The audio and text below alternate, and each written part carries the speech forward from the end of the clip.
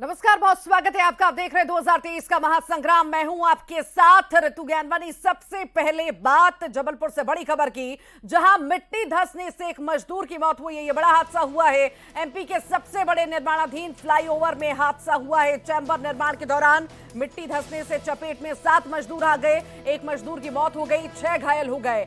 मदन महल थाना क्षेत्र के शिवाजी चौराहे पर यह हादसा होना बताया जा रहा है। घायल मजदूरों का निजी अस्पताल में इलाज चल रहा है। सभी घायल मजदूर झारखंड के बाराबाड़ी के रहने वाले बताए जा रहे हैं।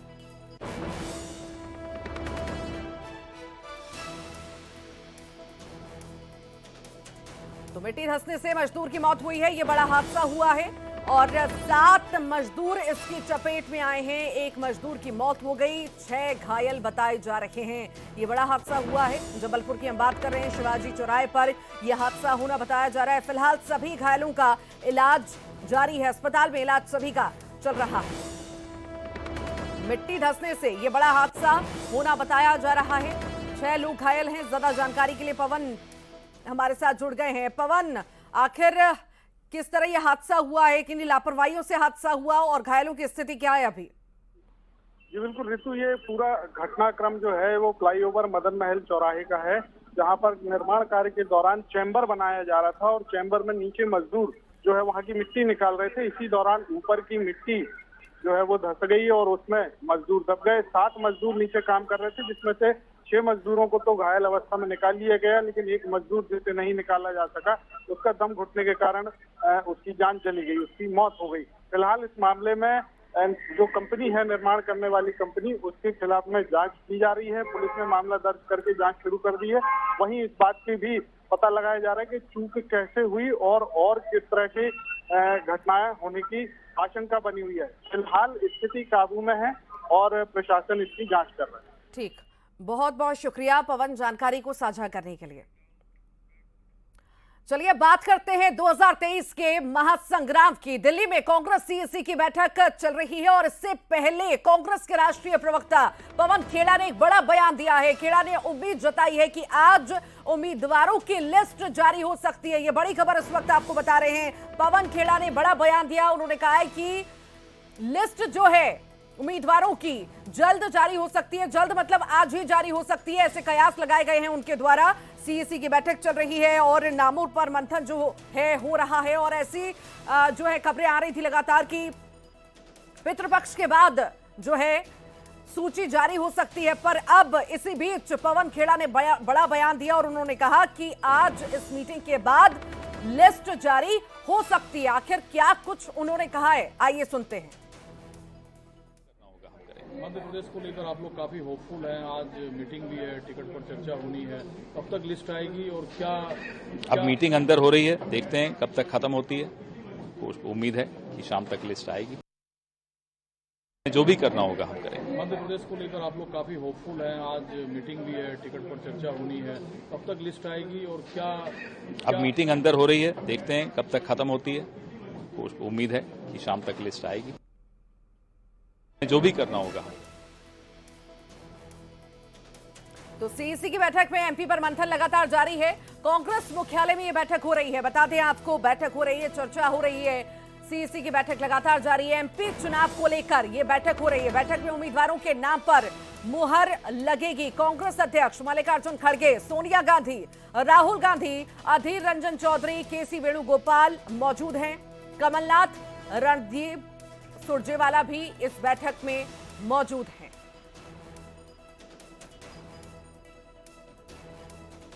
सीईसी की बैठक हो रही है। लगभग 4 बजे ये बैठक की शुरुआत हुई थी। अब तक ये बैठक चल रही है और ऐसे अनुमान लगाए जा रहे हैं कि लंबी ये बैठक हो सकती है और ये भी कयास लगाए जा रहे हैं कि इस बैठक के बाद सूची जारी हो सकती है। अभी आपने सुना पवन खेड़ा को, उन्होंने साफ तौर से कहा कि अभी चर्चा का दौर लगातार जारी है और उम्मीद है कि जल्द लिस्ट जारी होगी, यानी आज ही लिस्ट जारी होगी, ऐसा पवन खेड़ा का कहना था।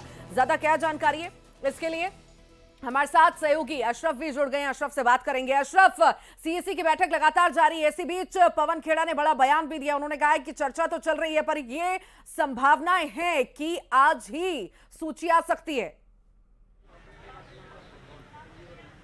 हाँ बिल्कुल ऋतु, ये इस तरह की संभावनाएं व्यक्त की हैं पवन खेड़ा ने, और उम्मीद करते हैं कि जब ये केंद्रीय चुनाव समिति की बैठक ख़त्म हो जाए, और हो सकता है कि फिर देर रात को, क्योंकि अब 6 बज चुके हैं और 2 घंटे से ज़्यादा का समय गुजर चुका है सीईसी की बैठक को शुरू हुए, अभी भी बैठक जारी है, और जब ये बैठक ख़त्म होगी उसके बाद फिर रात हो जाएगी। तो कहीं ना कहीं मान के चलिए कि देर रात को अगर कांग्रेस का राष्ट्रीय नेतृत्व तैयार हुआ, फैसला लेते हैं, तो देर रात तक आज शायद सूची जारी हो, जैसा पवन खेड़ा दावा कर रहे हैं। इस तरह की संभावना है। लेकिन जो दूसरी ओर जो दूसरे सूत्र हैं हमारे, वो इस बात से भी नहीं नकार रहे कि सूची जारी होने में थोड़ा समय भी लग सकता है, क्योंकि अभी पितृपक्ष चल रहा है। तो हो सकता है कि किन्हीं कारणों से ये सूची जारी करने का फैसला टल सकता है। लेकिन क्योंकि पवन खेड़ा हैं, एक कांग्रेस के बड़े नेता हैं, संचार विभाग के प्रमुख हैं, तो उनकी बात को बिल्कुल आप नज़रअंदाज नहीं कर सकती कि काफ़ी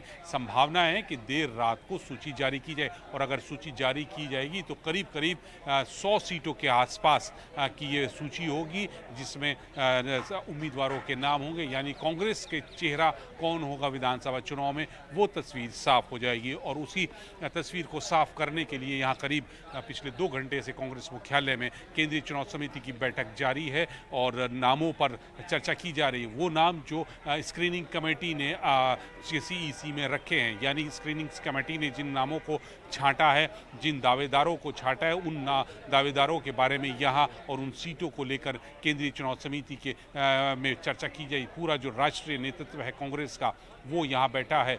मल्लिकार्जुन खड़गे की अध्यक्षता में ये मीटिंग चल रही है। सोनिया गांधी, राहुल गांधी, तमाम बड़े नेता यहाँ मौजूद हैं, कमलनाथ भी मौजूद हैं खुद, और राज्य के प्रभारी रणदीप सिंह सुरजेवाला।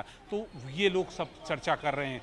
अगर कहीं कुछ किसी नाम को लेकर, किसी सीट को लेकर, क्योंकि क्षेत्रीय समीकरण और जातीय समीकरण का सबसे ज़्यादा ख्याल रखा जा रहा है, अगर कहीं कुछ अड़चन नहीं होती है तो सूची आज रात को करीब 100 के आसपास जारी हो सकती है।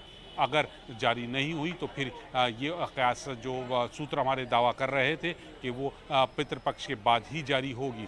लेकिन पवन खेड़ा ने जैसा दावा किया, तो उस बात से ज़्यादा मजबूती के साथ हम लोग कह सकते हैं कि कांग्रेस की सूची आज देर रात को जारी हो सकती है, और पूरी तस्वीर जो है वो साफ हो जाएगी। कांग्रेस अपनी पहली सूची मध्य प्रदेश को लेकर जारी करेगी, और उससे साफ हो जाएगा कि उनकी रणनीति क्या है, और वो किस तरह के चेहरे कौन कौन सी सीटों को लेकर कौन कौन सी सीटों को लेकर पहले सूची में अपने साफ कर रहे हैं, चेहरे उतार रहे हैं, यानी किन सीटों पर वो अपने उम्मीदवारों को जारी कर रहे हैं, सूची कौन चेहरे होंगे।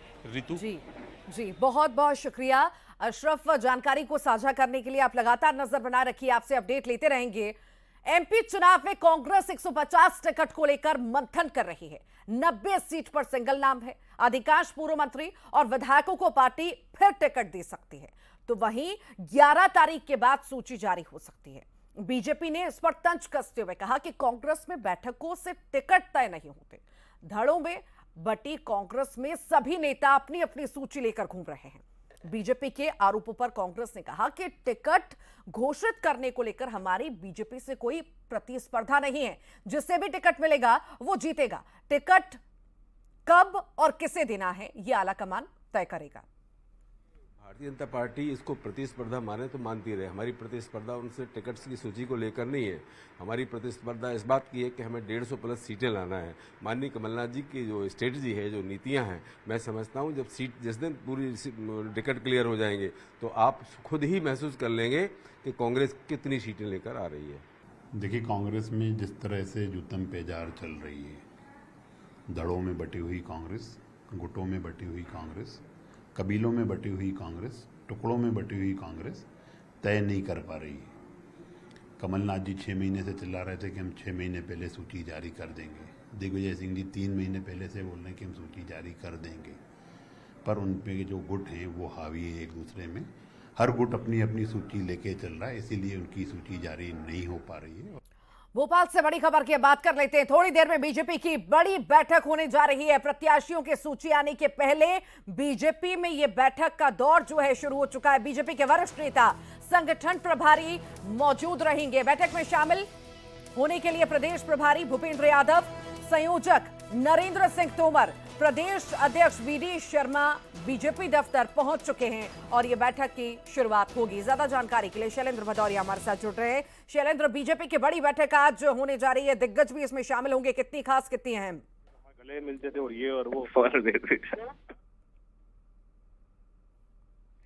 शैलेंद्र, आपको मेरी आवाज मिल पा रही है? बिल्कुल। बीजेपी की बड़ी बैठक होने जा रही है, कितनी खास कितनी अहम? बिल्कुल, तो एक बहुत महत्वपूर्ण बैठक है। जिस तरीके से चौथी सूची आने वाली है बीजेपी की, उसके पहले बीजेपी में लगातार मंथनों का दौर जारी है और उसके साथ ही जो 80 टिकट घोषित किए गए हैं उस पर बीजेपी किस तरीके से आगे बढ़ रही है। और जब जो प्रत्याशी घोषित हुए थे उनको बुलाया गया था, बाकायदा सीएम शिवराज सिंह चौहान ने उनकी क्लास ली थी, उनको बताया था किस तरीके से आगे काम करना है। तो उन सब का फीडबैक लेने के लिए की दिशा में एक ये बड़ी बैठक है। इस पर तमाम जो बड़े नेता हैं वो मौजूद हैं। जैसे अगर बात करते हैं चुनाव प्रभारी भूपेंद्र यादव यहाँ मौजूद है, सह प्रभारी अश्विनी वैष्णव यहाँ मौजूद है, नरेंद्र सिंह तोमर जिन्हें चुनाव अभियान समिति का संयोजक बनाया गया है, प्रदेश अध्यक्ष वीडी शर्मा यहाँ मौजूद है। तो तमाम जो पदाधिकारी हैं वो यहाँ पर मौजूद है। चुनाव में कैसे बीजेपी को आगे जाना है, इस सबको लेकर लगातार मंथन जो है वो किया जा रहा है। और जिस तरीके से बताया जा रहा है कुछ ही समय में आचार संहिता लगने वाली है, तो ऐसे में तमाम तैयारियां बीजेपी की क्या है उनको अंतिम रूप देने का प्रयास किया जा रहा है। और जो चौथी सूची आने वाली है उसको लेकर भी मंथन किया जा रहा है कि आखिर कौन कौन से जो बड़े नाम है जिनको लेकर आगे बीजेपी उतरने वाली है। क्योंकि देखिए अभी अगर बात करें तो वर्तमान के जितने भी विधायक और मंत्री है उनमें से किसी का भी टिकट फाइनल नहीं हुआ है। तो ऐसे में तमाम जो तैयारियां हैं वो सबको लेकर बनाए रखिए। बैठक में क्या कुछ खास रहता है आपसे अपडेट लेते रहेंगे। बहुत बहुत शुक्रिया। इंदौर के विधानसभा चुनाव में अब स्पाई की एंट्री हो चुकी है। अभी तक पार्टियां एक दूसरे की जासूसी के लिए आरोप लगाती थी, लेकिन अब कांग्रेस ने बीजेपी पर अपने ही कार्यकर्ताओं की जासूसी के आरोप लगाए हैं। कांग्रेस के प्रदेश सचिव राकेश यादव का कहना है कि भाजपा प्रत्याशी कैलाश विजयवर्गीय ने पार्षदों और भाजपा पदाधिकारियों की जासूसी के लिए स्पाई ऐप और एमएस स्पाई ऐप की मदद ली है। कांग्रेस का आरोप है कि भाजपा नेताओं पर अविश्वास के चलते मोबाइल जासूसी का इस्तेमाल किया जा रहा है। तो वहीं बीजेपी ने पलटवार करते हुए कहा कि कांग्रेस को पहले कमलनाथ और दिग्विजय सिंह की जांच करनी चाहिए, उसके बाद बीजेपी पर आरोप लगाने चाहिए। बीजेपी ने कांग्रेस के आरोपों को सिरे से नकार दिया है। और बड़ी खबर इंदौर से है अब, जहां कांग्रेस विधायक संजय शुक्ला ने कैलाश विजयवर्गीय पर गंभीर आरोप लगाए हैं। उन्होंने कहा कि कैलाश के गुंडे मतदाताओं को धमकी दे रहे हैं, धर्म का काम करने से मुझे रोक रहे हैं। संजय शुक्ला ने पुलिस अधिकारियों को बीजेपी का गुलाम बताया और कहा कि वो मर जाएंगे लेकिन पीछे नहीं हटेंगे। लगातार इंदौर शहर के गुंडे भेजे जा रहे हैं, गली गली में घूम रहे हैं, उनको चमकाया जा रहा है, डराया जा रहा है कि आप काम मत करो, और हमारे नेताओं के फ़ोन टेप किए जा रहे हैं। यहाँ तक कि मेरे पीछे लोग लगा रखे हैं। मैं कैलाश जी मैं डरने वाला नहीं, मैं मर जाऊँगा परंतु विधानसभा से एक से ही चुनाव लड़ूंगा और आपके सामने लड़के जिताऊंगा, क्योंकि मैं विधानसभा एक का बेटा हूँ। आप किसी को डरा दीजिए या टेप करा दीजिए, कोई जनता डरने वाला नहीं है। मेरे कार्यकर्ता नहीं है, मेरा परिवार है। आप तो अपने कार्यकर्ताओं को बोलते हैं ये तो कुत्ते हैं, ये मेरे पीछे चलते हैं। मेरे कार्यकर्ता कुत्ते नहीं है, मेरे भाई हैं, मेरे बेटे हैं। सरकारी योजनाओं को लेकर सुप्रीम कोर्ट में दायर याचिका पर मंत्री गोविंद सिंह राजपूत ने सवाल उठाए हैं। मंत्री का कहना है कि अगर योजनाएं नहीं होंगी तो लोगों को लाभ कैसे मिलेगा। उनकी माने तो नाम कमाने के लिए लोग इस तरह के रिट लगाते हैं। वहीं दिग्गजों के चुनाव लड़ने के सवाल पर उन्होंने कहा कि अगर बड़े नेता को टिकट मिलेगा तो इसका काफी असर होता है।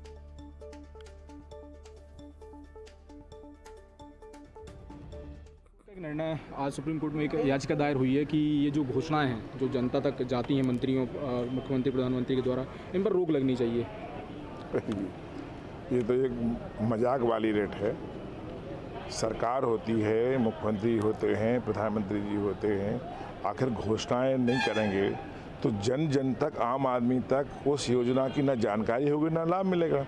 और आज से नहीं है, जब से सरकारों का गठन हुआ है, जब से संविधान बना है, तब से ये प्रक्रिया है।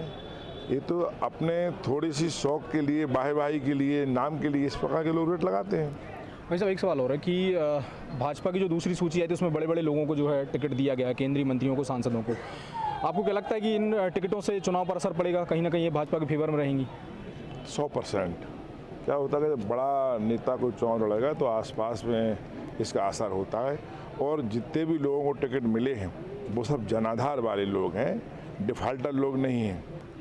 तो ये थे हमारे साथ परिवहन मंत्री गोविंद सिंह राजपूत, जिन्होंने अपने पूरे सवालों के जवाब जो है बड़ी बेबाकी से दिए हैं। उनका ये कहना है कि भाजपा जो है वो लगातार विकास की राजनीति करती है। क्षेत्र में जो है एक अपार जनसमर्थन मंत्री के पक्ष में जो है देखने को मिल रहा है। पंकज प्रजापति, न्यूज़ 18 सागर। और इसी के साथ ही 2023 के महासंग्राम में इतना ही।